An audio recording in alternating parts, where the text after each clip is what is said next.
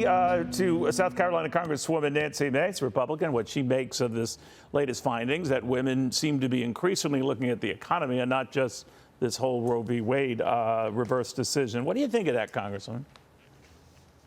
Well, we're seeing it, and all the data points that the reporters just mentioned, we've seen that same shift in the 1st Congressional District in South Carolina, Neil. As I've talked about repeatedly on your program, that this is really a bellwether for the rest of the nation. It's a very purple district. We saw that generic ballot swing from leaning Democrat this summer to favoring Republicans this fall, and we went from a single-digit lead this summer to now double-digit leads, and we're seeing people peel off on the issue of the economy, on the issue of inflation and jobs, looking at crime and immigration. We're going to throw that in there too. And abortion still is a top issue, but voters are making their decision in November, 3 weeks from today, about economic issues, and they see the fallacy in the Inflation Reduction Act, how it did not help provide immediate relief like the president and other Democrats said this summer, and they're feeling the pain at the pump, they're feeling the pain at the grocery stores, and we're seeing, and I just came from a town hall where I had a few Democrats show up expressing their support for me and understanding on the issue of abortion. I've been willing, and I've been on your program before talking about building consensus, willing to concede to find that middle ground, and on economic issues, Republicans are certainly leading the way.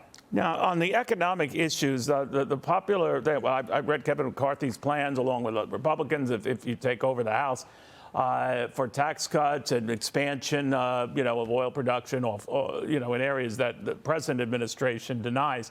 But do you look sometimes at what's going on in England, where the new prime minister had much the same plans and now is reversing them because the markets revolted, that they didn't see that she had a plan to pay for them? Are you worried that the Republican plans to make permanent the Trump tax cuts and all of that haven't been paid for, and that might come back to bite you?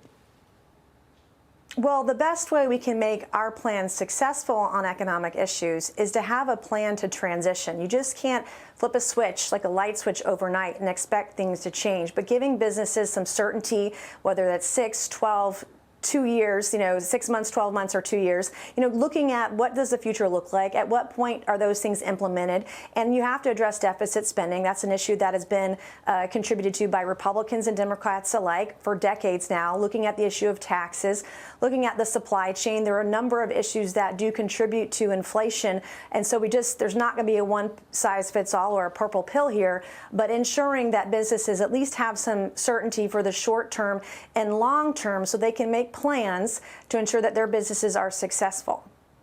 All right, Congressman, thank you very much. Very good seeing you. Nancy Mace.